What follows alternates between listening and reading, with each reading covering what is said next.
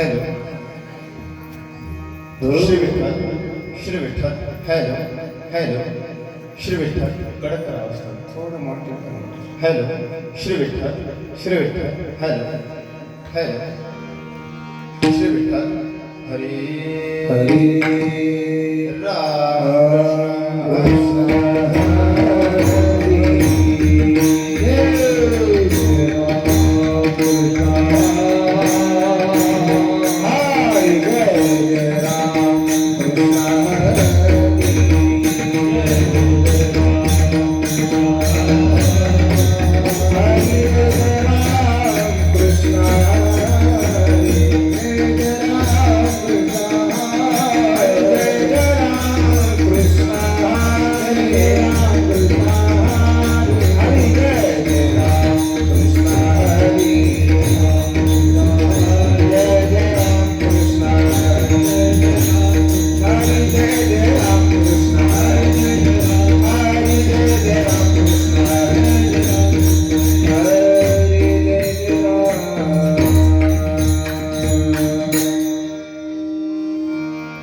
रूप पाहता लोचनी लोचनी रूप पाहता लोचनी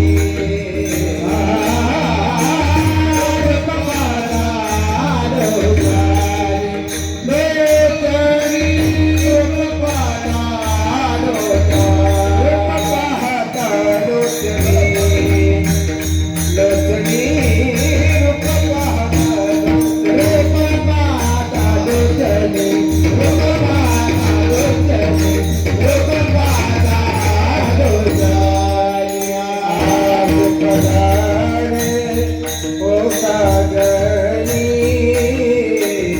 सुखदाले हो सागरे सुखदाले हो सागरे सुखदाले हो सागरे प्रहारी खल बलवा प्रहारी खल बलवा सुखदाले हो सागरिया सुखदाले हो सागरिया सुखदाले हो सागरिया सुखदाले हो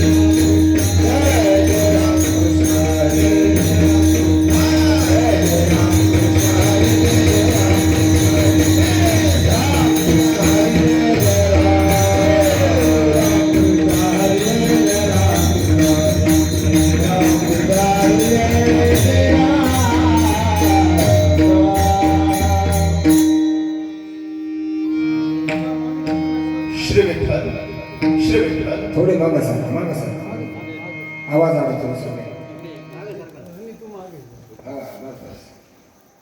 श्री विठ्ठल हॅलो श्री विठ्ठल हरी ब्रह्मरस घेई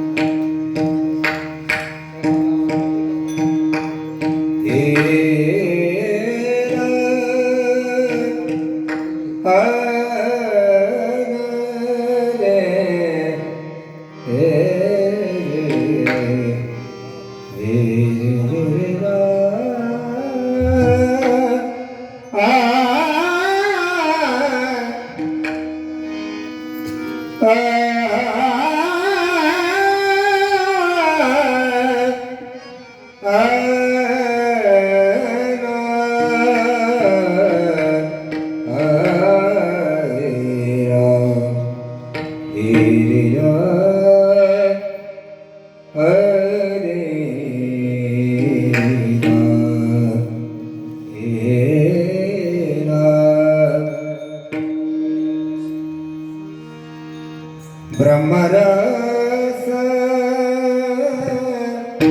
घे काढा ब्रह्मरस घे काढा ब्रह्मरस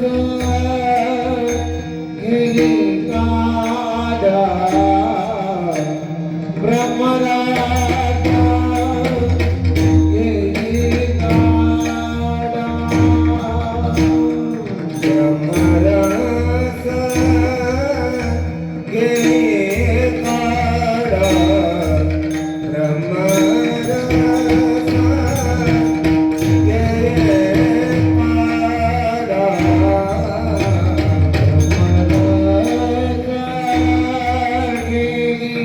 काढा ब्रह्मरस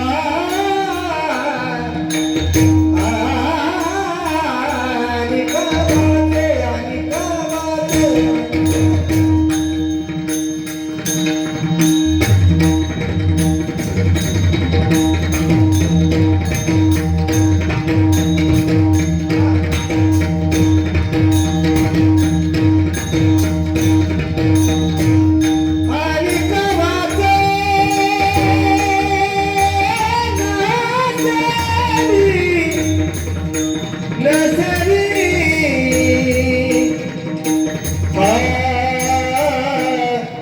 थोडा विकोडा भाऊ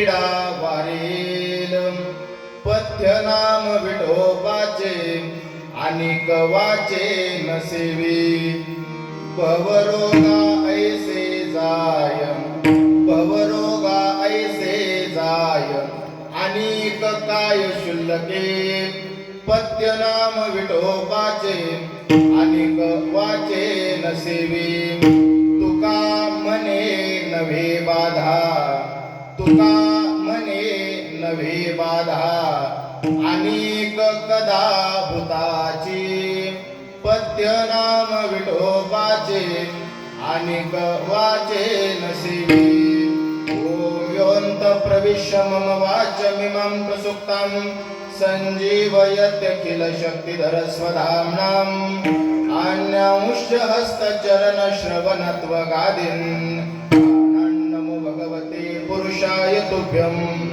आजं रुक्मिणी प्राण संजीवनन्तं परं धाम कैवल्यमेकं तुरीयं प्रसन्नं प्रपन्नारतीह देवदेवं परब्रह्मलिङ्गं भजे पाण्डुरङ्गम्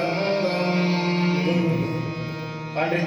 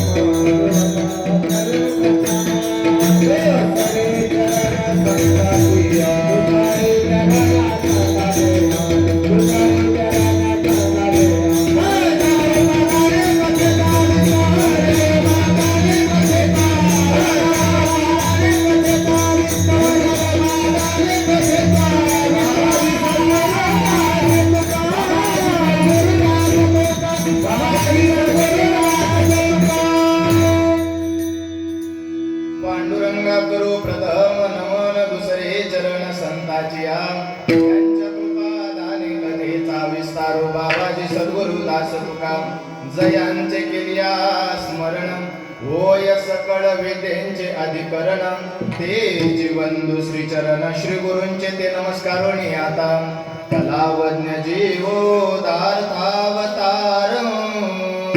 कलांकांक तेजोधिका मोदिवक्त्रं खलानीशवादापनोदारदक्षं समाधिस्थमूर्तिं भजे ज्ञानदेवं सेवे लागी सेवक झालो तुमच्या लागलो निज चरणा अहो स्वामी तुकया देवा यावरीण करावा अवेर नदी दिव्य गोदा तटीचा हा निवासी सदा प्रिय जो सज्जन वैष्णवासी जया वर्णिता प्रेम आल्हाद चित्ता नमस्कार माझा सद्गुरु शिवानंदा आकाश तारकलिंगम पाताल हटकेश्वरम मृत्युलोके महाकालम सर्वलिंगम नमस्तुते शरण शरण हनुमंता तुम्हा आलो जी रामदूता काय भक्तीच्या त्या वाटा मज तावाव्या सुभटा ओम एकदंताय विद्महे वक्रतुंडाय धीमहि तन्नो दंती प्रचोदयात् सर्वमंगल मांगल्ये शिवे सर्वार्थ साधिके शरण्ये त्र्यंबके गौरी नारायणी नमस्तुते मस्तक हे पाया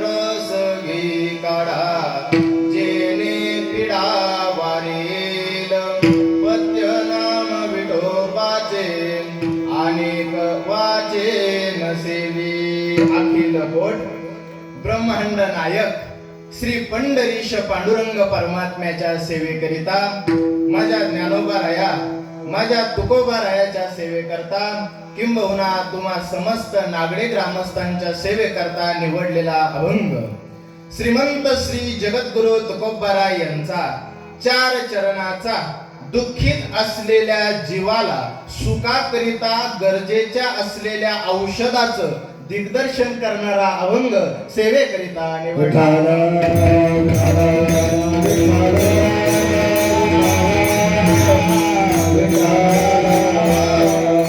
निवडलेला अभंग माझ्या जगद्गुरु तुकोबारायांचा आहे. अभंगाची पार्श्वभूमी तुम्हा रसिकांना आवडेल, रुचेल, पचेल आणि भावेल. न जाणो प्रत्येक जीव आतापर्यंत जीवन जगत असताना सकाळपासून संध्याकाळपर्यंतचा त्याचा प्रवास हा सुखा करताय, पण सुख नावाची गोष्ट त्याच्या जीवनात त्याला प्राप्त झाली नाही. न जाणो संपूर्ण नागडे ग्रामस्थांमध्ये असलेलं गाव आणि त्या गावामध्ये असलेला पार आणि त्या पारावरती 4-5 जण आली, बसली आणि आता बाकी त्यांच्या गप्पा रंगल्या. रंगता रंगता त्यांचा विषय निघाला, का रे बाबा, माझ्यापर्यंत आतापर्यंत अविरत दुःखाची प्राप्ती झाली, तुला सुख मिळालं का? दुसरा म्हटला, बाबा, रोड फ्रंट जागा घेतली पण सुख मला भेटलं नाही. तिसऱ्याने विचारलं, का रे बाबा, तुला सुख भेटलं का? तो म्हणे, नाही नाही नाही नाही नाही, मी मोठा फुल आरसीसी बांधला पण मलाही सुख भेटलं नाही. एकमेकाच्या गप्पा नागडे ग्रामस्थांच्या रंगल्या. न जाणो एकानं सांगितलं, अरे पुण्याला जा, तिथं मोठमोठे डॉक्टर, वकील, इंजिनियर आहे, तिथं जाऊन एका डॉक्टरला स्वतःला दाखवून घे, चेकअप करून घे की मला झालेलं दुःख कधी संपेल आणि कधी मला सुखाची प्राप्ती होईल. गेला पुण्याला, परत आला, पारावर बसला आणि सांगितलं, बाबा हो, मी डॉक्टरकडे गेलो, एमडी होता, MBBS होता, पण न जाणं त्याला मला सुख देता आलं नाही. अरे बाबा, शरीराच्या जखमा या एक्सरे मध्ये येतात आणि CT स्कॅन मध्ये येतात, मनाला झालेल्या जखमांचं औषध आता बाकी हॉस्पिटल मध्ये सापडत नाही. प्रश्न सगळ्यांच्या चेहऱ्यावरती पडला आणि पारावर बसलेल्या मंडळीनं नागडे ग्रामस्थांमध्ये असलेल्या सगळ्या भजनी मंडळाचं भजन चालू होतं. भजनी मंडळाचे अभंग त्यांच्या कानावर पडले. तुका म्हणे, आम्ही खातो आनंदाचे लाडू, आनंदाचे डोई, आनंद तरंग, बाबो, आम्ही रात्रंदिवस पळपळ करतोय, आम्हाला सुख मिळाना आणि आपल्या गावातलं भजनी मंडळ हे काय म्हणतंय, आम्ही आनंदाचे लाडू खातो. सगळे पारावरचे उठले आणि हनुमान मंदिराकडे निघाले. हनुमान मंदिरामध्ये येऊन भजनी मंडळाचे पाय धरले. सगळे असलेले ज्येष्ठ मंडळी, भजनी मंडळी दिसले आणि सगळ्यांच्या चरणावर नतमस्तक झाले. MD सगळे डॉक्टर बघितले, पण आतापर्यंत सुख भेटलं नाही. हे तुम्ही कुणाचं ऐकून म्हणताय आम्ही आनंदाचे लाडू खातो? तेव्हा ग्रामस्थांनी सांगितलं, बाबा हो, हे काय आम्ही आमच्या पदराचं बोलत नाही, हे तुकोबारायचे शब्द आहे. कोण आहे तुकोबाराय? अहो, ते देऊ गावाला राहतात. अहो, पण आम्ही सगळे ग्रामस्थ दुःखानं पीडित झालो, आम्हाला पण सुख लागत, सांगा ना आम्हाला त्या सुखापर्यंत कसं जाता येईल? एकनाथ महाराजांनी सांगितलं, वेड्या हो, आपल्याला तुकोबारायकडे जावं लागेल. तुकोबारायकडे जावं लागेल. मग तुकोबारायकडे कसं जायचं? मग सगळ्या बहिणी मंडळांनी सांगितलं, त्याला 7 दिवसाचा प्रवास आहे, आपल्याला गाडी करावी लागेल. गाडी कोणती? 7 रुपये गाडी करावी लागेल. 7 दिवसाचा मुक्काम आहे, 7 दिवसाला मुक्काम करायचे. मग 7 दिवसाच्या महाराज लोकांच्या पंक्ती ज्यानं त्यानं वाटून घेतल्या. आता बाकी गाडी तयार झाली, ज्यानं त्यानं तन मन धनानुसार पद्धतीनं पैसे दिले. 7 दिवसाचा प्रवास तयार झाला. 2 दिवसाचा प्रवास पूर्ण झाला. 3ऱ्या दिवसाला ड्रायव्हर, 7 दिवसाचे ड्रायव्हर बदलले. पहिल्या दिवशी वाल्मिक महाराज येऊन ड्रायव्हिंग केली, दुसऱ्या दिवशी अक्रूर महाराज आले आणि 3ऱ्या दिवशी ऋषी महाराजाला बोलवलं आणि बाकी कंडक्टर एकच. आता बाकी प्रवास चालू झाला, जायचंय देहू गावाला. प्रत्येकाचा चेहरा नर्वस झाला, प्रत्येकाला मेडिकल मध्ये जाऊन औषध भेटलं नाही आणि न जाणो आता सगळे 7 रुपये गाडीमध्ये बसले आणि देहू गावाकडचा प्रवास आता बाकी चालू झाला. धर्मजर करत करत 3रा दिवस आला. ऋषी महाराज ड्रायव्हिंगला बसले. बसल्यानंतर देहू गावापर्यंत जायचंय, सगळे आनंदी आनंद आहे. आता आम्ही तुकोबारायला भेटणार आणि तुम्ही कसे म्हणले आम्ही आनंदाचे लाडू खातो, आम्हालाही आनंदाचा लाडू खायचा. आम्ही आतापर्यंत दुःख उपभोगलं, ज्याला ज्याला मौका दिला त्यानं प्रत्येकानं धोका दिला. तुकोबाराय, कुठे आहे तुम्ही, कुठे आहे तुम्ही, कुठे आहे तुम्ही? गाडी देहू गावात पोहोचली. पोहोचल्यानंतर ऋषी महाराज मागच राहिला. सगळे नागडे ग्रामस्थ तुकोबाराय पळत गेले आणि आता बाकी तुकोबारायच्या पायावरती नतमस्तक झाले. गाडे महाराज, नागडे ग्रामस्थांच्या हाताचा स्पर्श माझ्या जगद्गुरु तुकोबारायांच्या पायाला झाला.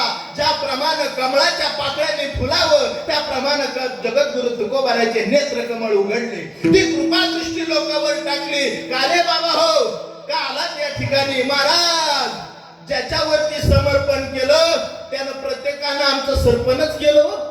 ज्याच्यावर विश्वास ठेवला त्यानं प्रत्येकानं आमचा विश्वासघातच केला. आता आम्ही थकलो. भजनी मंडळाचे शब्द ऐकले, तुकोबारा आनंदाचे लाडू खातात.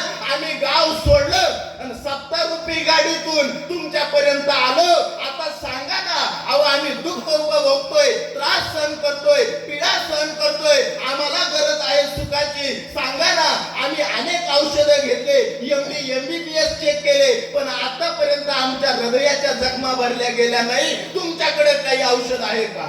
तुकोबारायनं सगळ्यांचा चेहरा बघितला. सगळ्यांचा चेहरा नर्वस होता. यांना गरज आहे का?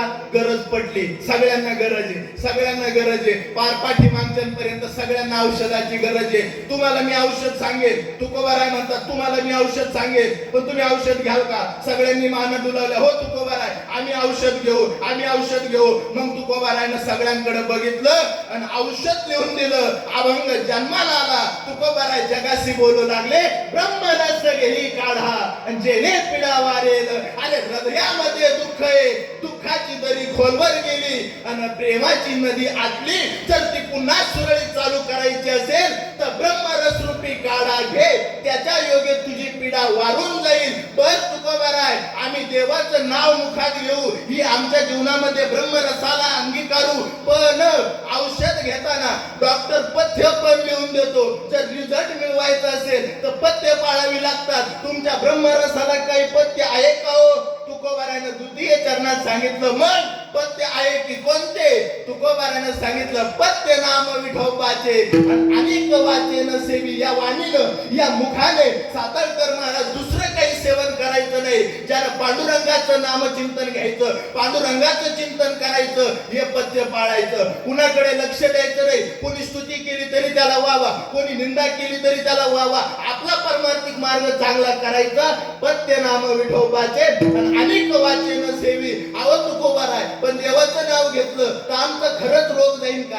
अरे वेड्या, भवरोगा ऐसे जाय आणि अनेक काय शुल्लके. भवरोगासारखा रोग या ब्रह्मरस रूपी काड्यानं जातो. छोट्या मोठ्या दुःखांना काय घेऊन बसला. पण का हो भूत पिशाच्या योनी मागं लागतील का? तुकोबारायनं सांगितलं नाही बाबा, एकदा का ब्रह्मरस रूपी काढा घेतला तर तुला भूताची सुद्धा बाधा होणार नाही.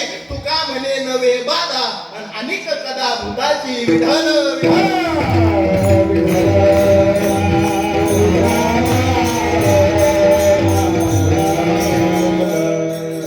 अभंगाच्या ठळक बातम्या तुमच्या समोर ठेवल्या. उर्वरित वेळामध्ये आपल्याला अभंगाच्या अवतीभोवती चिंतन करायचंय.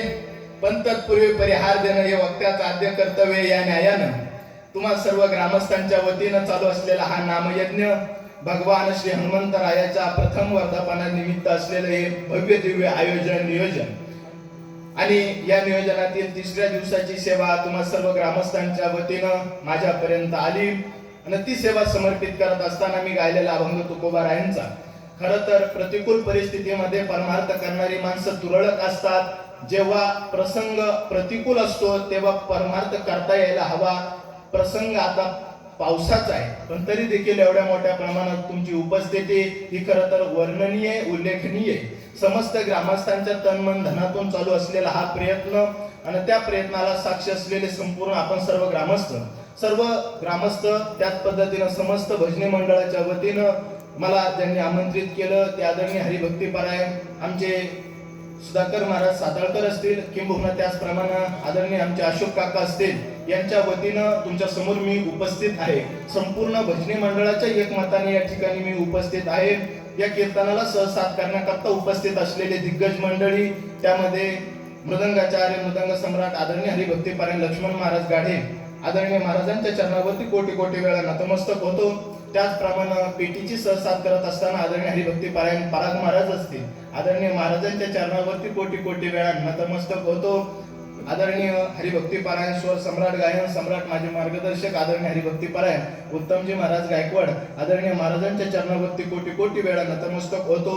त्याचप्रमाणे आदरणीय हरिभक्तीपरायण सोपान काका असतील आदरणीय काकांच्याही चरणावरती कोटी कोटी वेळा नतमस्तक होतो. त्याचप्रमाणे गोड असलेलं गायन आदरणीय हरिभक्तीपरायण आमचे पाखळे महाराज आदरणीय महाराजांच्या चरणावरती कोटी कोटी वेळा नतमस्तक होतो. काका असतील इकडे असलेली गावातील संपूर्ण भजनी मंडळ तुमचा चेहरा परिचित असला तरी नामनिर्देश माझ्या लक्षात नाही. तुम्हा सर्वांच्या चरणावरती कोटी कोटी वेळा नतमस्तक होतो. सुंदर अशी विनेची सहसात करण्याकरता महाराज उपस्थित आहे.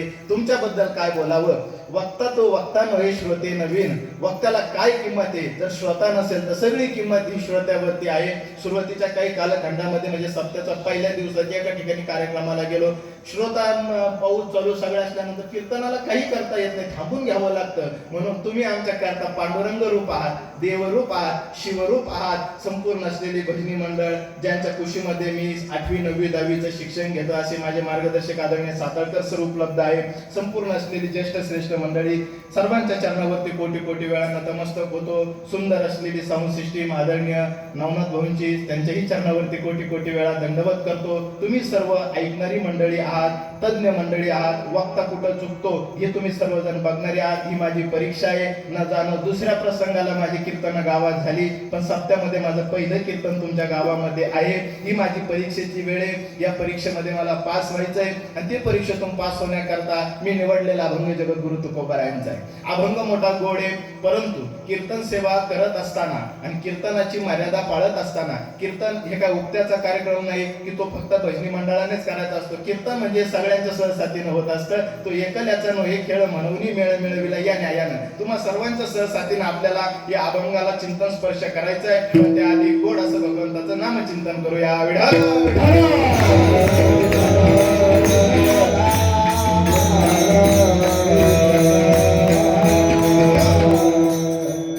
निवडलेला अभंग माझ्या जगद्गुरु तुकोबारायांचा आहे. अभंगाला चिंतन स्पर्श करायचा आहे. केलेलं आयोजन नियोजन भव्य दिव्य गावातल्या तरुणांचा असलेला या सप्त्याला आधार हा खरं तर आदरणीय सुधाकर महाराज मोठा देखणा आहे. कारण गावातला तरुण जुन्या मंडळीनं परमार्थ टिकून ठेवला हे नक्कीच विशेष आहे. पण आता नवीन पिढीनं परमार्थाकडे येणं अतिशय गरजेचं आहे. आणि ते पिढीत येत असताना संपूर्ण तरुणांचा असलेला या सप्त्याकरता योगदान केलेली धावपळ ही उल्लेखनीय आहे. खरं तर बाहेरचे तरुण हे संध्याकाळी धरून आणावे लागतात, पण आपल्या गावातील तरुण हे सगळे आपल्या गावाला तरुण घेऊन चालले हे खरं तर सद्भाग्याची गोष्ट आहे. आणि जास्त पुढे जाऊन बोलायचं ठरलं तर संस्कार हे आपल्या गावातील तरुणांकडे दिसतात. संपूर्ण असलेली मंडळी ही सप्ताकरता उपलब्ध आहे. इथं त्यांची उपस्थिती आहे ही खरं तर उल्लेखनीय गोष्ट आहे. आणि जीवनामध्ये संस्कार असणं हेच गरजेचं आहे. तुम्ही कुणी अपराध केला तर सरकार त्याला शिक्षा देऊ शकतं, पण अपराध होऊ नये म्हणून सरकार नाही संस्कारच काम येणार आहे. विढाला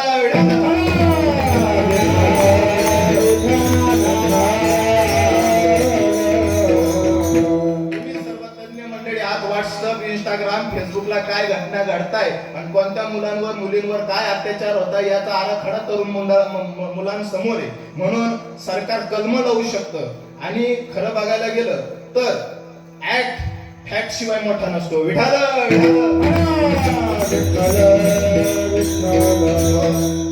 फॅक्ट मध्ये चूक सापडत असेल आणि तो ऍक्ट मध्ये दिसत नसेल तरी तो हाणला पाहिजे.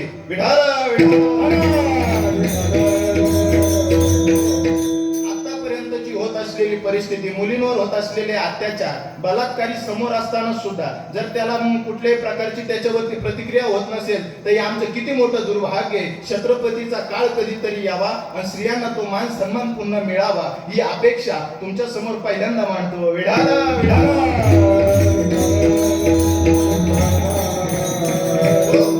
चालू असलेले दिवसमान परिस्थिती अनुकूल प्रतिकूलचे प्रमाण हे वाढत चाललेलं आहे. सनातन हिंदू संस्कृतीनं जगाला दिलेलं ज्ञान किंबहुना जगाला मिळालेलं तत्वज्ञान हे खरं तर किती व्यापक स्वरूपाचं आहे. सत्ता करणं मला अभंगाला चिंतन स्पर्श करायचा आहे, पण मला प्रथमतः तुमच्या समोर मुद्दा मांडायचा आहे. या सर्व गोष्टीची गरज काय? आम्ही पैसा कमवतो, शिक्षण घेतो, संपूर्ण आमच्या घरामध्ये एक घामातून पैसा येतो. मग गावातल्या देणगी करता असलेल्या भजनी मंडळाकडे 500ची नोट आम्ही का जमा करायची याचं उत्तर मी तुम्हाला सांगतोय. जातोय. आतापर्यंतची असलेली ही संस्काराची पिढी आमची कुठंतरी कमी होत चालली आणि दुर्भाग्यवश आताची तरुण मंडळी निर्माण होऊ लागली. हे जीवनात सगळ्यात मोठं दुर्भाग्य. जुनी मंडळींनी परमार्थ टिकून ठेवला, आपले संस्कार टिकून ठेवले, ते पुन्हा जिवंत ठेवण्याकरता या गोष्टीचं आयोजन नियोजन आहे. माझे शब्द बारकाईनं बघा. आता हिंदू संस्कृतीनं करून ठेवलेल्या जगावरचं आधिपत्य किती मोठं आहे. राजा शिवछत्रपती राजा संभाजी पासून असलेली ही परंपरा आपली थोरा मोठ्याची आहे. आता न जाणो बाहेरच्या देशांनी सुद्धा भारताचा आश्रय घ्यावा, किंबहुना रशिया युक्रेनचं युद्ध झालं तेव्हा भारतामध्ये यावं लागलं. प्रगतीकडे आपण बघत गेलो, पण प्रगतीकडे भारत थोडा पाठीमागं राहिला असेल, पण मध्यस्थी करायला भारताला जावं लागलं. किंबहुना सर्व सुखी ही व्याख्या मांडावी लागली. किंबहुना सर्व सुखी पूर्ण होऊन तिने लोक हे आपल्याकडे बघायला मिळतं. श्री आदर आपल्याकडे बघायला मिळतो. आपण काय कमवतोय, अनुभव निर्माण झाला, पण कोणत्याही जीवाचा ऱ्हास होऊ नये ही विचारसरणी आपल्या हिंदू संस्कृतीने जगाला दिली. हे व्यापकत्व हिंदू संस्कृतीकडे आहे. म्हणून राजा संभाजीनं प्राणाची आहुती दिली. तसं आपलं सुद्धा आपल्या धर्माविषयीचं काहीतरी कर्तव्य आणि ते आपण पार पाडत असताना ही सप्ताह म्हणजे फक्त भजनी मंडळाची जबाबदारी नाही, सगळ्या ग्रामस्थांची जबाबदारी असते. आणि ती थोड्या मोठ्यांच्या आशीर्वादातून तुम्ही पालन करताय, ही जिवंत राहणं गरजेचं आहे. हे पाळणं करणं गरजेचं आहे. कारण काय, आपल्याकडे जे दोन पैसे येत आहे त्याच्यातलं माणसाने धर्माकरता काहीतरी दिलं पाहिजे, दिलं पाहिजे, दिलं पाहिजे. जो दान में करे ढील, जो दान में करे ढील, उसका धन खाए वैश्या वैद्य वकील. विठाल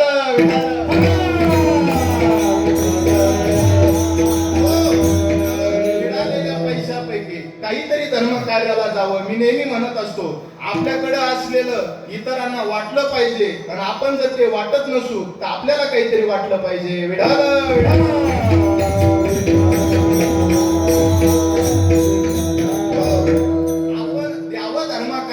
न जाणो त्यानं आमच्या जीवनातलं सुख आमच्यापर्यंत येईल आणि तो परमार्थ प्रामाणिकतेनं आपण करत आहोत. आणि जीवनामध्ये हेच खरं तर सौभाग्य आहे. आणि आपल्याकडे ही संस्कृती घर फुल आरसीसी झालंच पाहिजे असं काही नाही. आता विनेकरींच्या मंडळी पाठीमागे तरुण मंडळी बसलेली, त्यांचं माझ्याकडे पूर्णतः लक्ष आहे. माझे शब्द बारकाईनं बघा बरं का. संत वाङ्मय आपल्याला काय देतं आणि हिंदू संस्कृती आपल्याला काय देते. एका मुलीच्या पाठीमागं अचित्र विचित्र प्रकारची मंडळी लागली आणि तिच्या पाठोपाठ पळायला लागली. मुलीनं धाव घेतली. धाव घेत असताना तिचं वाहन हरपलं आणि पळता पळता पळता पळता न जाणो एका खोलीमध्ये ती घुसली. गेली, आधाराची भूमिका बजावण्याकरता हाक मारली. एक तरुण तडफदार मुलगा बाहेर आला आणि मग त्या मुलीला विचारण्यात आलं, नंतर का ग काही विचारवंत मुलं तुझ्या जीवनामध्ये तुला कळाला कसा, याच्या घरात तू घुसली. न जाणो वाईट विचाराची प्रवृत्तीची माणसं तुझ्या पाठीमागं लागली आणि त्या खोलीमध्ये तू जाऊन लपली. तुला तो तरुण मुलगा दिसला नाही का? पाठीमागच्या तरुण मंडळीवरती तुझा विश्वास आहे, पाठीमागच्या तरुण मंडळीवर तुझा विश्वास नाही आणि समोर असलेल्या खोलीमध्ये एकटा असलेल्या तरुणावरती तुझा विश्वास आहे. कारण काय, कसं घुसलीस तू त्या खोलीमध्ये? तेव्हा त्या मुलीनं सांगितलं, खिडकीतून फक्त मला छत्रपतीचा फोटो चमकला आणि न जाणो माझ्या हृदयाला आता की खात्री पटली का मला इथं रक्षण करता भेटेल. त्याचं वय काय, याच्यापेक्षा त्याच्या घरात छत्रपतीचे विचार आहे. हे मी बघितले ना, आतमध्ये गेले आणि हे मी आता तुम्हाला दृष्टांतातून सांगितलं. हसीना शेख नावाची पीएम कुठली, बांगलादेश. आता सरांसारखी मंडळी, तुम्ही सगळे अभ्यासू मंडळी आहात. आताची परिस्थिती, तिला आश्रय भेटला नाही, अमेरिकेनं नकार दिला, नकार, भारतात यावं लागलं.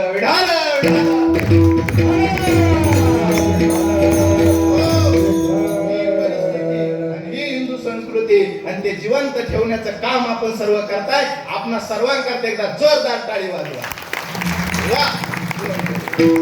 आणि माझ्याकडे असलेली वेळ ही कमीत कमी 1 तासाची आहे. त्याच्यामध्ये मला अभंगाला चिंतन स्पर्श करायचा आहे आणि मला तुम्हाला कीर्तन चांगलं वाटेल असं करायचं नाही, तुमचं चांगलं होईल असं करायचं आहे.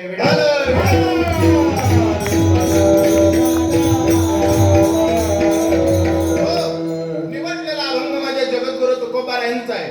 जगद्गुरु तुकोबाराय कोण, संत वाङ्मय काय, हे आमच्या जीवनामध्ये आम्हाला कळायला हवं. एरवी जीवन जगत असताना वेगवेगळी ज्ञान ताई आमच्या डोक्यामध्ये घुसली. व्यावहारिक ज्ञान वेगवेगळी, कोणी डॉक्टर झालं, कोणी वकील झालं, कोणी इंजिनियर झालं, कोणी वेगवेगळ्या पदव्या आपल्या नावाच्या समोर लावल्या. पण न जाणो संतांकडे आम्ही का जावं, कशा करता जावं, ते आम्हाला देतील काय, त्यांच्याकडे गेल्यानंतर आम्हाला मिळेल काय. संत जीवाला आधार देतात, संत जीवाचा अंत होऊ देत नाही. विढल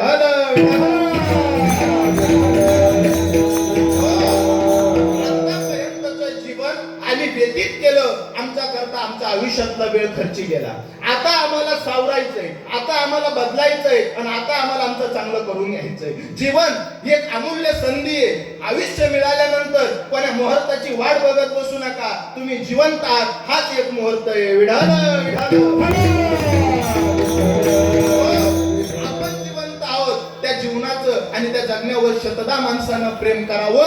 कारण काय, एकदा माणसाचा मृत्यू माणसाच्या समोर आला, आपल्या डिग्री आपल्या काम येणार नाही, आणि जगातलं कोणतं तत्वज्ञान आपल्या काम येणार नाही. तेव्हा तुकोबारायचे शब्द आठवतील, अंतकाळीचा सोयरा तुका म्हणे विठोधरा. आमचं जीवन म्हणजे एक पतंगाप्रमाणे, तो पतंग जसा आकाशामध्ये हिंडतो तसं आमचं जीवन उत्तम बाबा सोपान काका या अविरत आकाशामध्ये, संसार रूपी आकाशामध्ये फिरतोय. आणि तो पांडुरंग तो आपल्या पतंगाचा धागा हातात घेऊन बसलेला आहे. न जाणो एक दिवस त्याच्या मनात आलं तर तो धागा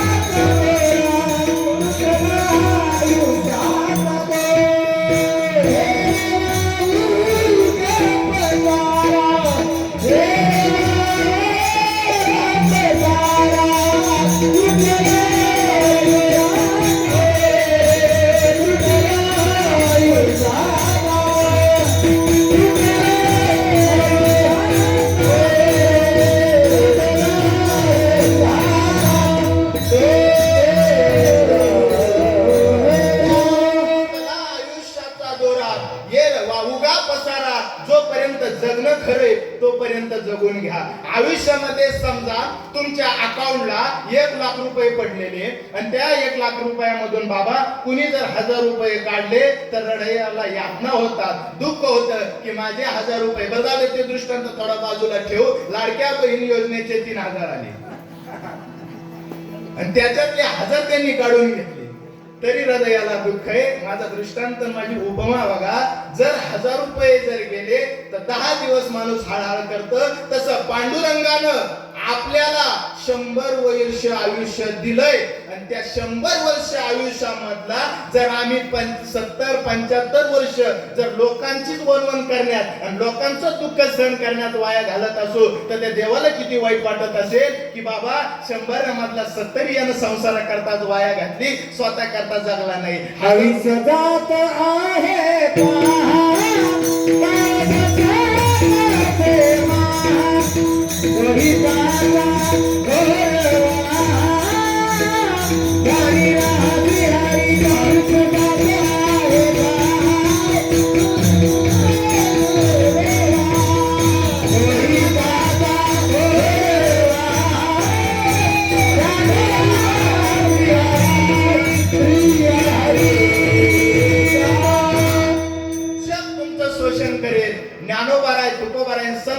तुम्हाला आधार देतील. माझे शब्द बारकाईनं बघा, माझे शब्द बारकाईनं अभ्यासा.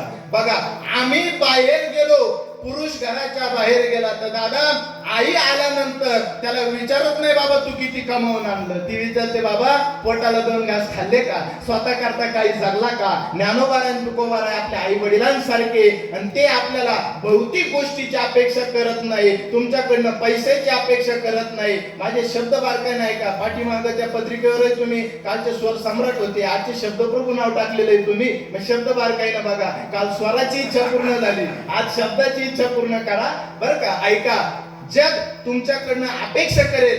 आई जशी अपेक्षा करत नाही तसं संत सुद्धा तुमच्याकडनं अपेक्षा करत नाही. तुमचं चांगलं व्हावं ही अपेक्षा आहे. नोटाची अपेक्षा करणारा खोटा असतो, बंडलाची अपेक्षा करणारे बंडल असतात. विढाल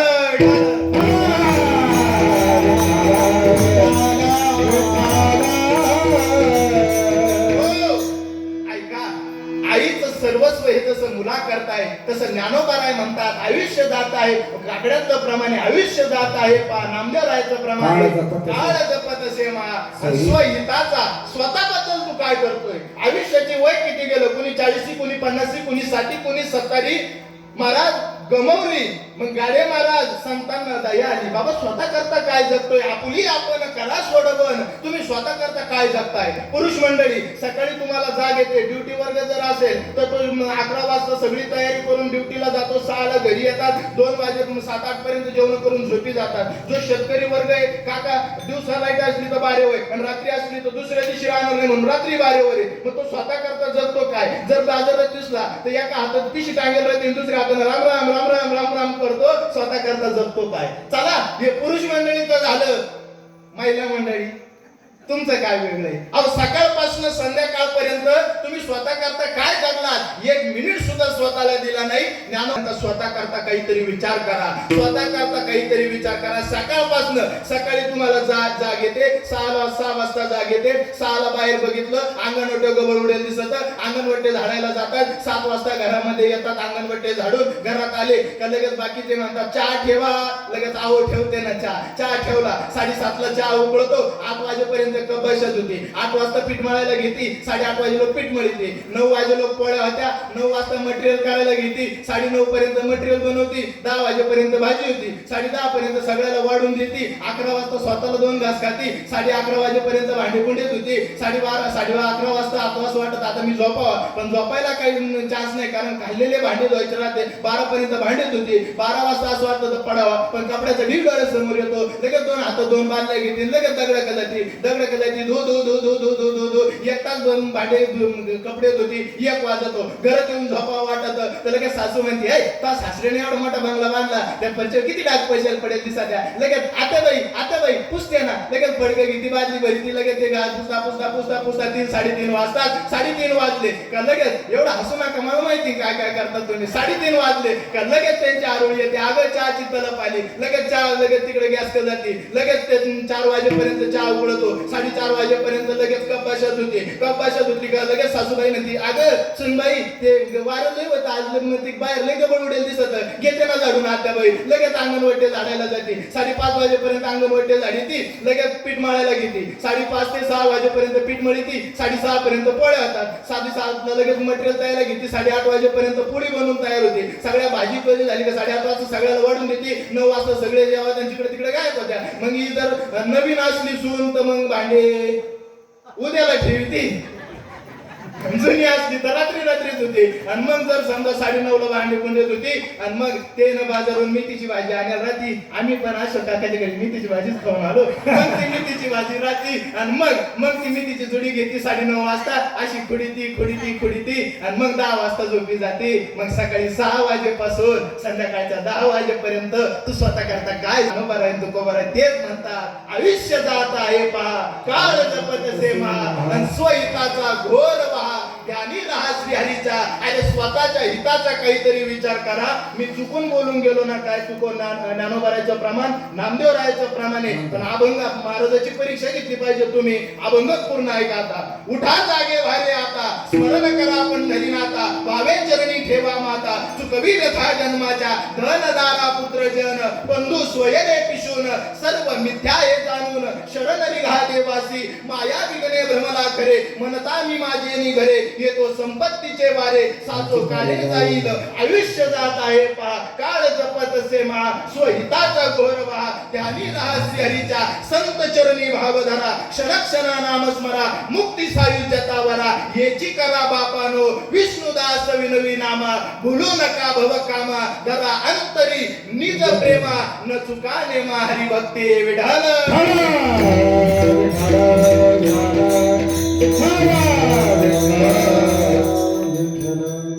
कीर्तनकाराची परीक्षा घेत जा.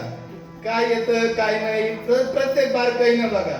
कारण काय माहिती का, ही जबाबदारी आहे. मी सुरुवातीला बोललो ड्रायव्हिंग, कीर्तनकार हा ड्रायव्हरच आहे, कीर्तनकार हा ड्रायव्हरच आहे. तुम्हा सगळ्यांची जबाबदारी कीर्तनकारावर राहते. गाडी जशी ड्रायव्हिंग करत असताना आता माझे चुलते माझ्यासोबत आदरणीय बाबजी अण्णा चव्हाण आलेले, मग गाडी चालवण्यामध्ये जर चालवणारा चुकीचा असला तर जीवाला धोका होऊ शकतो. तसंच हे कीर्तनाचं आहे. कीर्तन इतकं चांगलं आहे का कीर्तनामध्ये ही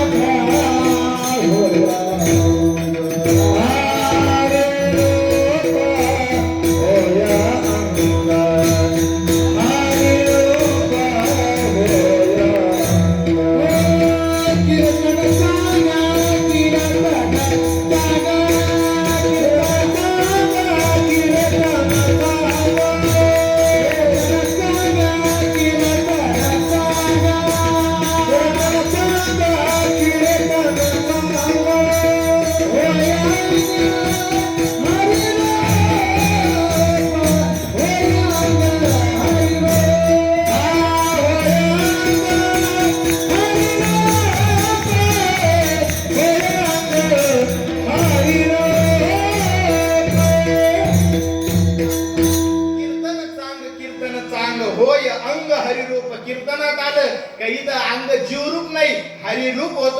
ब्रह्मभूत काया होत असे कीर्तनी होतं बाबा. या कीर्तनात आलं की काया ब्रह्मरूप होते, पण कीर्तनाच्या मर्यादा सांभाळल्या तर तसं वागता यायला पाहिजे. संत वाङ्मयाच्या व्यतिरिक्त माणसानं बोलू नये. कीर्तनामध्ये झालेली विनोदाची अपेक्षा ही किती मोठ्या प्रमाणात आहे. कीर्तनातलं झालेलं प्रदूषण. डॉक्टरकडे गेला की डॉक्टरला गडी म्हणतो, हो इकडं औषध नका देऊ, गोड औषधं द्या, गोड औषधं द्या. डॉक्टर सांगाल तसं ऐकतो का? तो म्हणतो तुला बरं व्हायचं असेल तर कडू औषध खावे लागतील.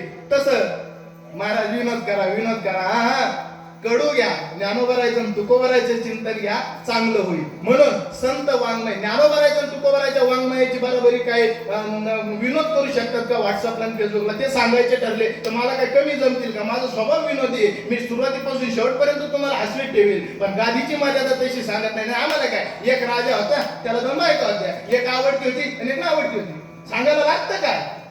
पण नाही चालत ते. इथं मर्यादा आहे, त्या मर्यादा पाळायला लागतील. ज्ञानोबरायचे तुकोबरायचे शब्द हे अलौकिक आहे. आताच्या जीवनामध्ये कशाला आमच्याकडनं काही पण मित्र वनव्यामध्ये गारव्या सारखा, मित्र वनव्यामध्ये गारव्या सारखा आम्ही म्हणायचं. मग नामा म्हणे देव इच्छी संत संग, आणि आम्हा जीवलग जन्मजन्मी जीवीच्या जीवना तुका म्हणे नारायणा. ही शब्द कुणी म्हणायचे? जीवनातलं किती मोठं दुर्भाग्य आहे. अरे ज्या तुकोबारायनं भंडारा भामचंद्र डोंगरावरती जी अलौकिक अक्षर लिहिली, ज्या तुकोबारायनं भंडारा भामचंद्र डोंगरावरती जी अलौकिक अक्षर लिहिली, त्या अलौकिक अक्षरांची बराबरी एसीच्या रूम मध्ये बसलेल्या लेखकाला येईल का? ती सर येणार नाही. म्हणून न जाणो आमच्याकडनं काय म्हणे तर बापाच्या जीवनामध्ये बाप काय करतो म्हणे, घडीक बरं थांब जरा ऐक त्याची धापर, आणि अवघड हा येऊ मग या बापर. मग बाप करी जोडी लेकुराचे ओढी, हे प्रमाण काय गाथेचे तरले नाही का? विठाल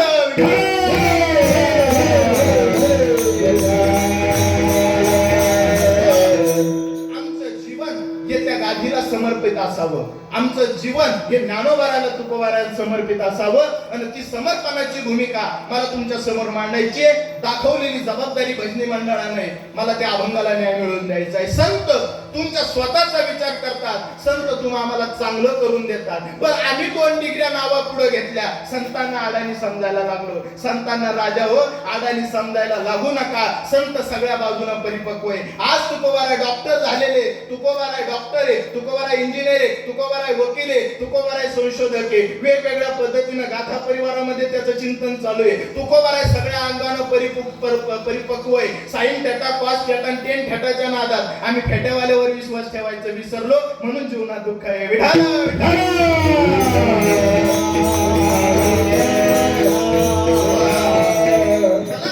माझ्याकडचा वेळ आज मर्यादित आहे. डॉक्टर संत आहे, मला हे मांडायचंय. मी आज इंजिनियर कसे हे सांगणार नाही, मी आज संत संशोधक आहे हे सांगणार नाही, मी संत वकील कसे हे सांगणार नाही. न जाणो पुन्हा कधीतरी सांगेल संत डॉक्टर आहे. कसे संत डॉक्टर आहे काका? ज्ञानोबारा डॉक्टरकीच्या ओव्या ज्ञानेश्वरी मध्ये टाकतात. माऊली म्हणतात, आगा गोक्षीर जरी जाहले जरी पथ्यासी नाही म्हणितले आणि ऐसियनी विष होय सुदले नवज्वरी देता. माऊली म्हणतात दूध पवित्र आहे, दूध गोड आहे, अमृतासारखं आहे, पण नवज्वरी म्हणजे नवीन नवीन ताप आलेल्या माणसाला पराग महाराज जर ते दिलं तर ते विषासारखं काम करतं. नवीन ताप आलेल्या माणसाला दूध कधी द्यायचं नाही, ते विषासारखं काम करतं. माऊली ज्ञानोबारायची डॉक्टर की आज तुकोबाराय स्वतः डॉक्टर झाले आणि सगळे नागडे ग्रामस्थ आज पेशंटच्या रूपात तुकोबारायच्या पुढे गेले. सगळ्यांचे चेहरे नर्वस झाले आणि मग तुकोबारायनं सांगितलं बाबा हो, ज्याच्यावर विश्वास टाकला त्यानं तुमचा विश्वासघात केला, ज्याला तुम्ही मोका दिला त्यानं तुम्हाला धोका दिला. बस गड्या हो, आता तुम्ही थकू नका, काही वागू नका. आता ऐका माझं ब्रह्मरस रूपी काढा घ्या. ब्रह्मरस घेई काढा, ब्रह्मरस घेई काढा, ब्रह्मरस घेई काढा, ब्रह्मरस घेई काढा, ब्रह्मरस घेई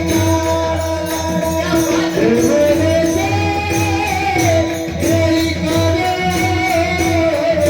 ब्रह्मरस घेई काढा,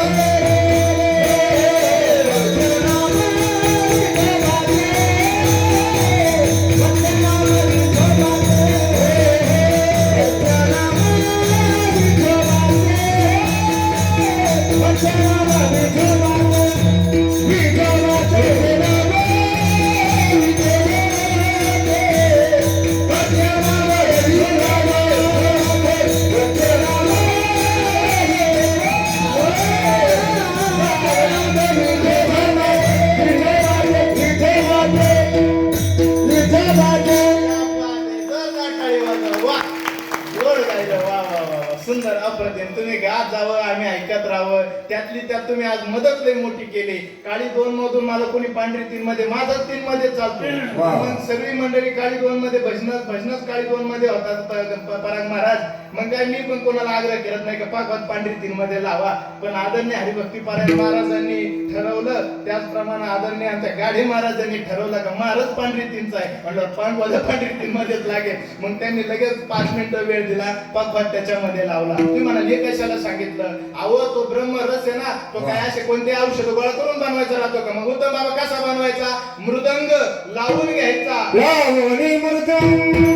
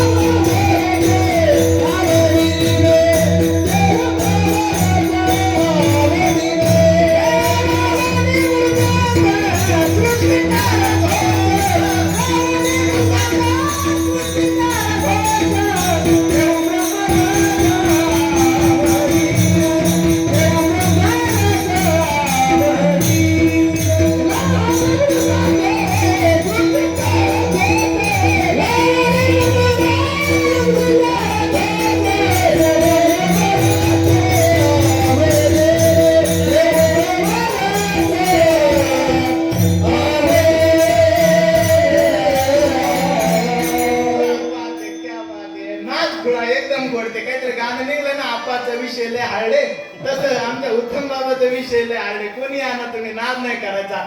आपाकडं गायनाचं कार्ड आहे, चला ढकून घेऊ आपण, चला नाद नाही करायचं. सुंदर गायन, सुंदर वादन. ऐका, ब्रह्मरस काढा कोणता, तर लावून मृदंग श्रुती टाळ घोष आणि सेवू ब्रह्मरस आवडीने. ब्रह्मरस ब्रह्मरस ब्रह्मरस. आणि ते ब्रह्मरस एकदा का हृदयात उतरलं का जीवनातलं दुःख संपून जातं. पण ब्रह्मरस असे तितकं प्रामाणिक राहावं लागतं. आमच्या जीवनात दुःख कुठपर्यंत आहे, जोपर्यंत काम क्रोध विकार आमच्या हृदयात दादा आहे तोपर्यंत आहे. जेव्हा काम क्रोध निघून जाण्याकरता आम्हाला घ्यावं लागतं ते ब्रह्मरस. ब्रह्मरसाचा काढा घेतला का आमच्यातले असलेले जे दुर्गुण आहे ते निघून जातात, सद्गुण जीवात अवतरतात. म्हणून तो ब्रह्मरस काढा घ्यायचा. कुणी घेतला ब्रह्मरस काढा आणि कोणाच्या जीवनातला काम क्रोध निघाला सांगतो, पण त्या आधी भजन करा. वेळा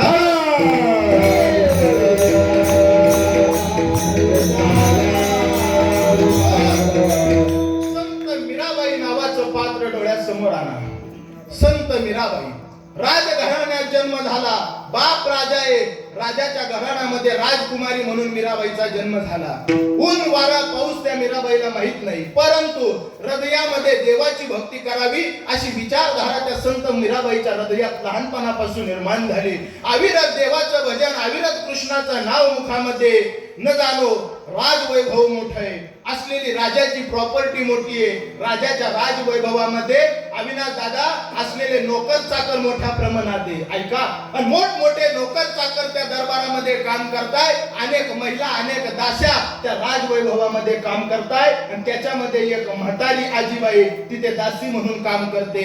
ऐकताय तुम्ही सर्वजण. न जाणो कालांतराने आजीचं वय झालं, आईची असलेली तब्येत बिघडली, आजी आता बाकी आजारी झाली. न जाणो राजाच्या समोर गेली, राजाला हात जोडले, राजे साहेब माझी तब्येत बरी नाही, मी तुमच्याकडे धुणं भांडी करण्याचं काम करते, माझी नोकरी तुम्ही काढून घेऊ नका, माझ्या जागेवरती मी माझ्या मुलाला पाठवते, तो तुमच्याकडे काम करेल, उद्यापासून तो सेवा करेल. 4-5 दिवस मला बरं वाटेपर्यंत माझ्या मुलाला तुम्ही ती सेवा द्या, मला 4-5 दिवस आराम करू द्या. काका राजाने होकार दिला. आजी घरी गेली, मुलाला सांगितलं, बेटा अरे तुझ्या आईची तब्येत बरी नाही, राजाच्या दरबारामध्ये तुझी आई धुणं भांडी करते, उद्यापासून आईचं प्रेम सिद्ध कर आणि त्याच्या ठिकाणी जाऊन उद्यापासून तू तिथे भांडी कुंडी करायचं काम कर. मुलानं सांगितलं, आई अगं तू माझ्या करता रक्ताचं पाणी केलंय, ही संधी मला मिळाली, मी गमावणार नाही. पटलं मुलाला. मुलगा आता बाकी राजवैभवामध्ये गेला. सेवा करायला 1 दिवस उजाडला, 2 दिवस उजाडले. न जाणो 3ऱ्या दिवशी मुलाच्या कानावरती कृष्णाचं भजन आलं. कोण गातंय? मुलाला प्रश्न पडला. आवाजाच्या दिशेनं मुलाचे पावलं पडली आणि एका खोलीमध्ये कृष्णाच्या मूर्तीच्या समोर संत मीराबाई पिना लावून कृष्ण कृष्ण कृष्ण म्हणते. मुलानं तिचं रूप बघितलं, तेजस्वी ओजस्वी रूप बघितल्यानंतर मुलाच्या हृदयामध्ये प्रेम निर्माण झालं आणि आता बाकी स्वतःचं देहभान हरपलं आणि आता लग्न करायचं तर या मीरेसोबत ठरवलं. विचार पक्का झाला आणि आता बाकी मुलगा घरी गेला. 2 दिवस जेवण नाही. मुलाच्या चेहऱ्यावरती असलेलं दुःख. आईनं विचारलं, बेटा नाराज झालास, मी तुला माझ्या जागेवरती भांडी कुंडी करण्याकरता पाठवलं म्हणून चेहरा पडला का रे बाबा? अरे तुझ्या आईची तब्येत बरी नाही म्हणून तुला पाठवलं. ऐक ना, का चेहरा पडलेला आहे? ऐकताय तुम्ही सर्वजण. मुलगा जेवण करायला तयार नाही. 1 दिवसे मागे दिवस उलटत गेले आणि मग आईनं सायला मुलगा सांगू लागला, आई रोज विचारते काय झालंय, ऐकायचंय तुला? आईनं सांगितलं, आणि तुझी आई आहे, सांग बेटा, तुझ्या करता माझा जीव कासावीस होतो. मुलानं सांगण्यास सुरुवात केली, आई तू ज्या राजवैभवामध्ये काम करते त्या राजाची जी कन्या आहे, नाव मीराबाई आहे, मला तिच्यावरती प्रेम झालं, लग्न करेल तर मीरे सोबत, नाही तर तुझा मुलगा जीव देईल. शब्द आईच्या कानावरती पडले, हृदयाला दाबण्यात देण्यासारखे शब्द आईचे डोळे भरून आले. बेटा अरे संबंध हा तोला मोलाचा बघायचा असतो. ती राजकुमारी आहे, मी त्या राजवैभवातली दासी आहे. अरे तो राजा कसा ऐकेल? आणि तुझ्या आईनं आता तुला कोणत्या तोंडाने तुला उभं करावं? मुलगा रडतोय. मुलगा म्हणतो, आई एक तर मीरे सोबत लग्न करेल, नाहीतर जीव देईल. ठरलं. आता बाकी मुलाने विनंती केली, आई तू विचारलं संत मीराबाईला माझ्या सोबत लग्न करेल का? आईनं सांगितलं, बेटा अरे शक्य नाही, पण आई जीव देऊन टाकेल. ठरलं. आणि आता बाकी तो पद्धतीनं आई त्या राजवैभवामध्ये गेली. मीराबाईच्या समोर उभी राहिली. हात जोडले, डोळ्यामध्ये आसवांच्या धारा आहे. मीराबाईने विचारलं, का हो, का रडताय? माझ्या मुलानं तुम्हाला बघितलं, 2 दिवस माझ्या जागेवरती कामाला आला आणि हृदयामध्ये प्रेम निर्माण करून बसलं खुला मुलगा. त्याचं असलेलं वय काय, आमची असलेली परिस्थिती काय, पण लग्न करेल तर मीरे सोबत करेल, नाहीतर जीव देऊन टाकील भाषा करतोय. आईचं हृदय कसं सहन करू? मी माझ्या मुलाला माझ्या डोळ्यासमोर बघू इच्छिते. माझ्या जीवात जीव आहे तोपर्यंत मला मुलगा सुखरूप बघायचा आहे. तो जीव देण्याची भाषा करतोय. सांगा मी काय करावं? कसं करा तुम्ही त्याच्यासोबत लग्न? ऐकताय तुम्ही सर्वजण. मीराबाईनं सांगितलं, घेऊन या मुलाला, मी लग्न करायला तयार आहे, पण एक आठ आहे. आठ. आई घरी गेली, मुलाला सांगितलं, बेटा मीराबाई लग्न करण्याकरता तयार आहे, पण त्या मीराबाईची एक आठ आहे.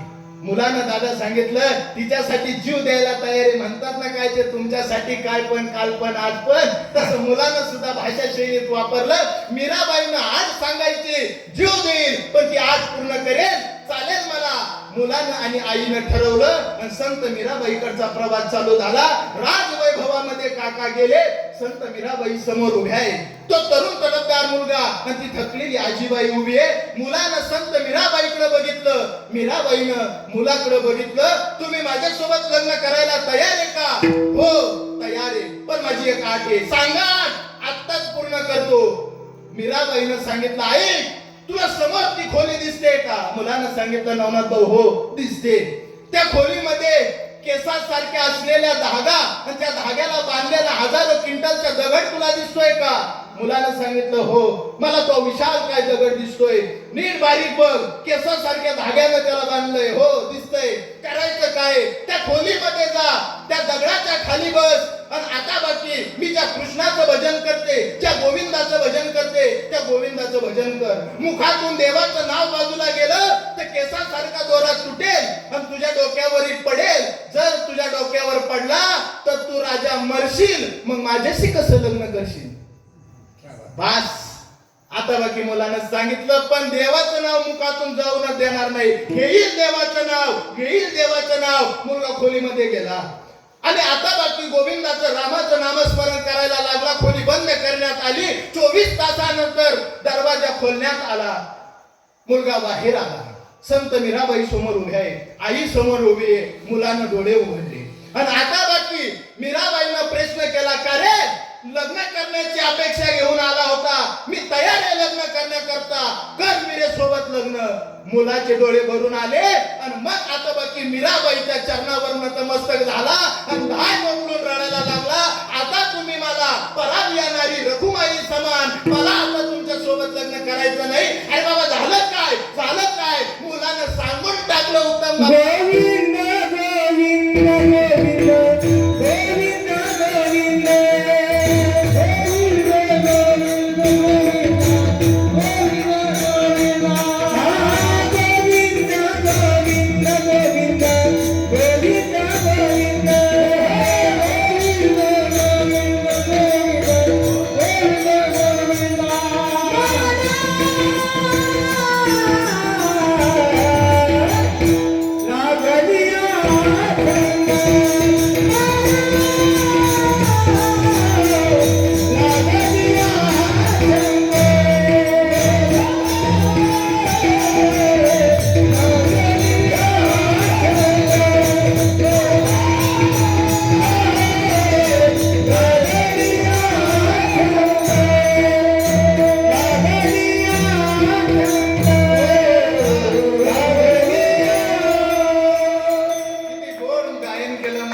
गोविंद गोविंद मना लागल या छंद, मग गोविंद ते काया.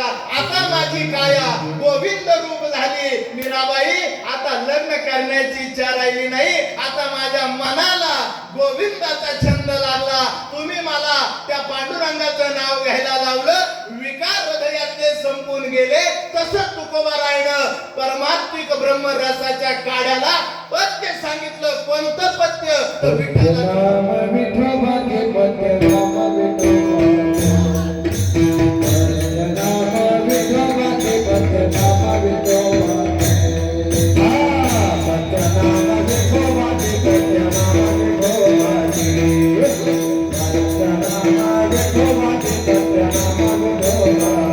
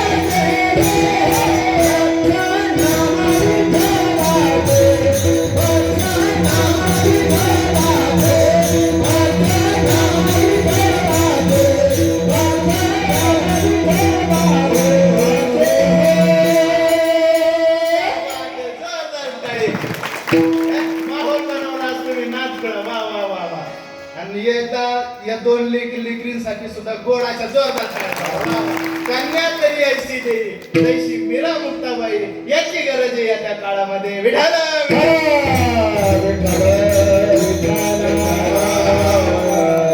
एकनाथ महाराजांनी सांगितले ऋषी महाराज आक्रत झाले पाहिजे पुढे जाऊ नका म्हणून संतांनी सांगितलं पथ्य नाम विठोबाचे आणि वाचन सेवी वाणीनं विठ्ठलाचं नाव सेवन करायचं जास्त काही सेवन जसं पांडुरंग पत्नीविषयी जसं एक पतिव्रता स्त्री आपल्या सातारकर मावशी आपल्या पतीशी आनंद असते तर तिला काही घेणं ते नवऱ्याला काय आवडतं एवढंच तिचा विचार राहतो दुसरं काही विचार करीत नाही आपल्या नवऱ्याचं नाव घेते 4-5 बाय एकत्र आली बाय म्हणते नाव घे तो दुसऱ्याचं नाव घेते का ती नवऱ्याचं नाव घेते ना आणि का वाचन सेवी दुसरं काही सेवन नाही करायचं तिला म्हणले आगे घे नाव मग ती म्हणते खोक्यामध्ये खोका टीव्हीचा खोका खोक्यामध्ये खोका टीव्हीचा खोका मी तुमची मांजर तुम्ही मा बोका घेते ती नाव घेते पण आपल्या नवऱ्याचं नाव घेते तसंच पांडुरंगाच्या नावाचं मंगळसूत्र माझं पुढे पांडुरंगाच्या नावाचं मंगळसूत्र घातलं पांडुरंगाचं नाव घ्यायचं काटा 11:15 कडे चालतोय माझ्याकडची वेळ संपते म्हणून देवाचं नाव घ्या हे फालतू दुःख काय यानं ब्लॉक केलं त्यानं ब्लॉक केलं रोगासारखा रोग जातो अभंगाच्या तृतीय चरण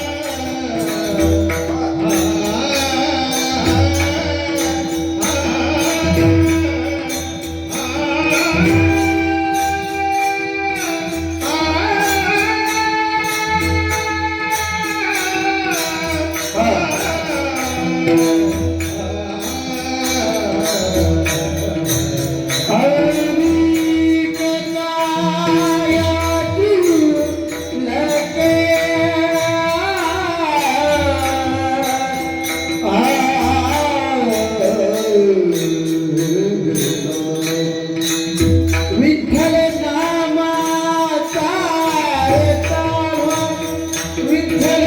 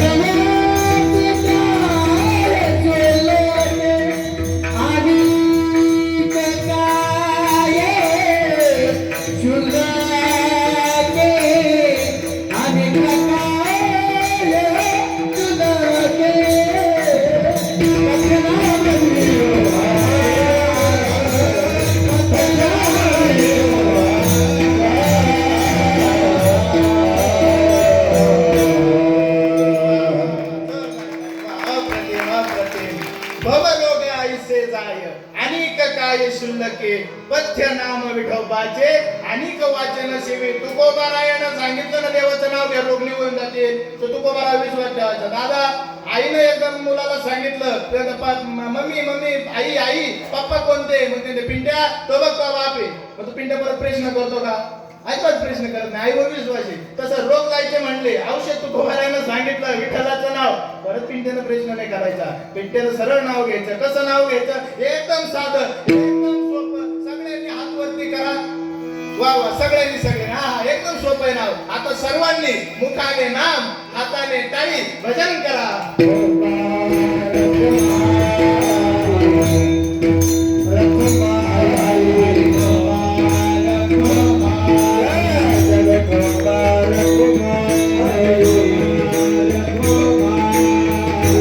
Bye.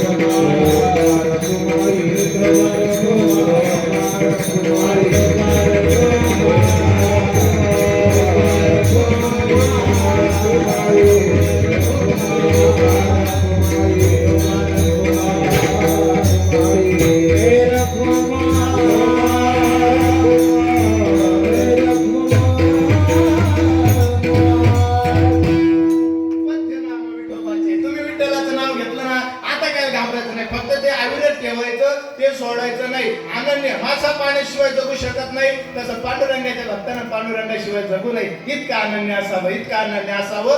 आणि ज्यानं अशी अनन्यता पाळली, एकनिष्ठता पाळली, अनन्य राहिला तर तुकोबाराय म्हणते मग कुणाचीच भीती नाही, अगदी भूतांची सुद्धा भीती तुका नाही. म्हणणं हे बाधा,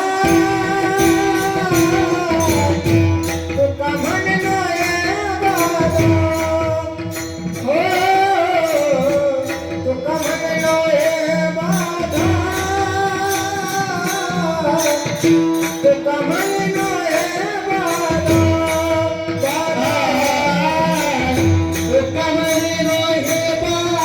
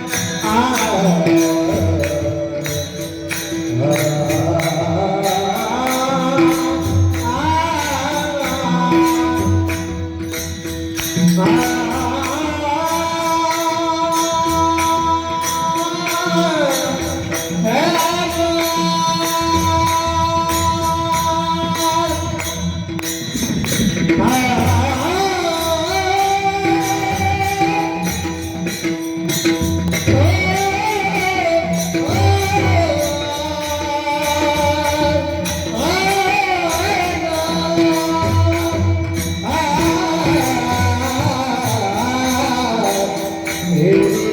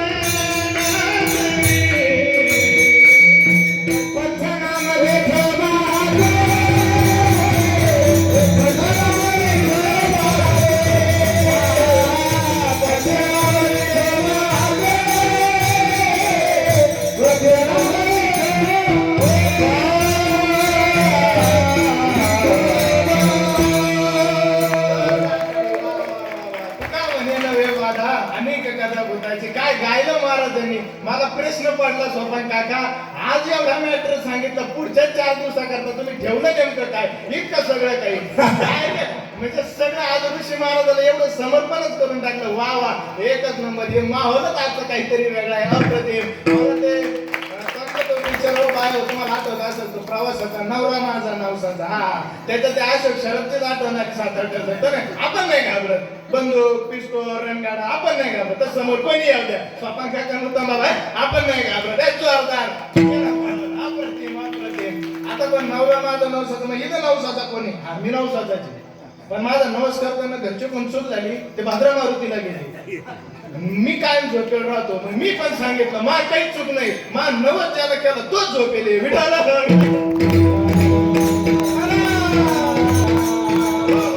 विनोदाचा भाग सोडा, यथामती यथा अवकाश. अभंगाचा भाव तुमच्या समोर ठेवण्याचा प्रयत्न केला. बोलण्याच्या वगैरे काही शब्द अपशब्द गेले असतील तर माझ्या बुद्धीचे दोष समजा.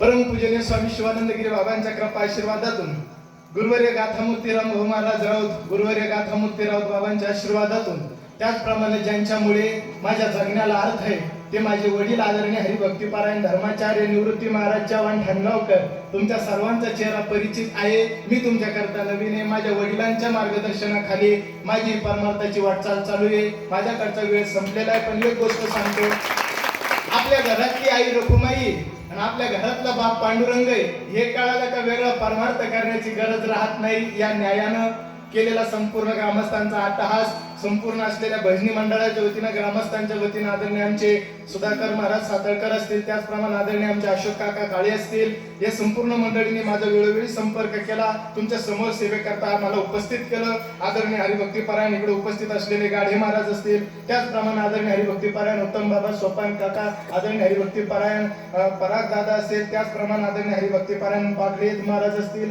सर्वांच्या चरणावरती कोटी कोटी वेळा नतमस्तक होतो. तुम्ही वयोवृद्ध आहात बाबा, तुम्ही माझ्यापेक्षा ज्ञानानं, वयानं, अनुभवानं मोठी आहात. तुम्ही लेकराला सांभाळून घेतलं. बोबडं तू किती बोबडं बोललं, आई चहा लई गरम गरम आहे, मला फुटून दे. आई त्याला काय करून देते ना, तसं मी बोकडा बाबुडा बोकडा वागुकली आणि ते चोच करून माऊली रिजेची कसं वाकडं बोललं तरी सुद्धा बालक बोबडा बोली वाकुडा विचुका पावली. आमच्याकडं ताकदच ती ना, आम्ही कसं काय चुकलो? कसं काय ज्ञानेश्वरीच आमच्याकडे ताकद आहे. मग बालक बोबडा बोली वाकुडा विचुका पावली, ते चोच करून माऊली रिजे जेवी. तैसा तुम्ही मी अंगीकारीला सज्जनी आपुला म्हणितला, तरी उन्हे काय सहजे उपनाला पारतू काही. आम्ही अशी पूर्ण सरळ सांगू शकतो, पण वेळ माझी संपलेली आहे. वेळेवरती वेळ देणारी माणसं सोबत असली का चांगली वेळ यायला वेळ लागत नाही. तुम्ही मला वेळेवर वेळ दिला. आता सर्वांना एक शेवटचं असं आव्हान आहे की कुणावरही जास्त फालतू लोकांवर कुणावर विश्वास ठेवू नका, अंधश्रद्धेचे बळी पडू नका. ज्ञानोबार आहे, तुकोबार आहे, उद्या उगाच याच्या पाया पडलो आणि त्याची व्हिडिओ क्लिप व्हायरल झाली आहे म्हणण्यापेक्षा जा ज्ञानोबाराकडे, जा तुकोबाराकडे, आयुष्य सुखी करून घ्या. ज्ञानोबाराकडे गेलं आणि तुकोबाराकडे केलं का सगळं दुःख निघून जातं आणि आपल्याला पुण्य भेटतं. तुम्ही म्हणतात पुण्य भेटतं आणि पाप जातं. दोन गोष्टी घडायला असल्या 2 गोष्टी लागतात. म्हणजे कसं,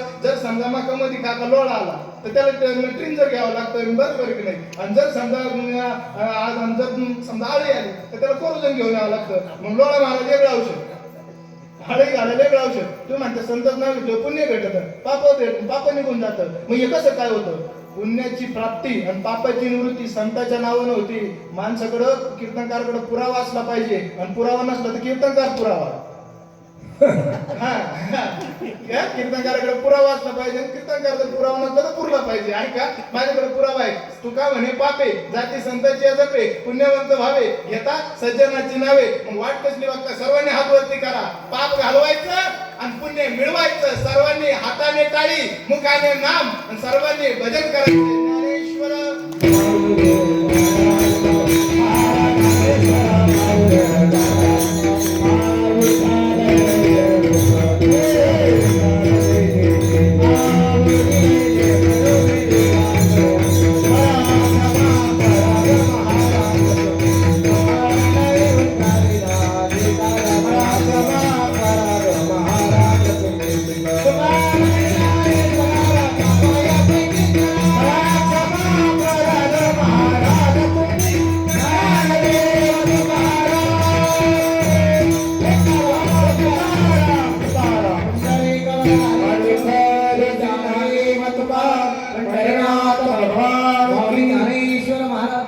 बोला सर. धन्यवाद.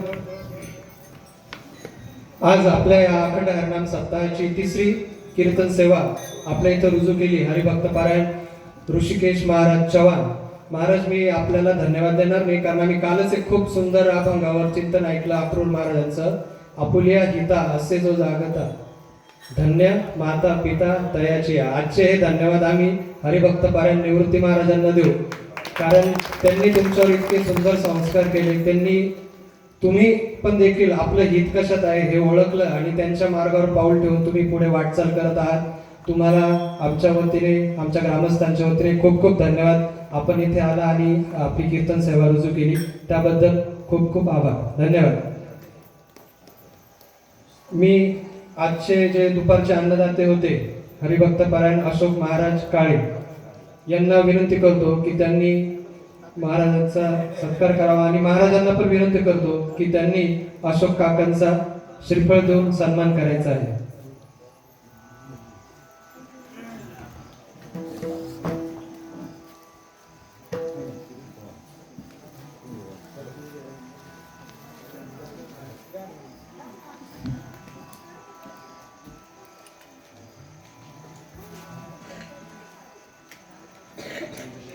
पुंडलिकावर देव हरी विठ्ठल श्री ज्ञानदेव तुकाराम.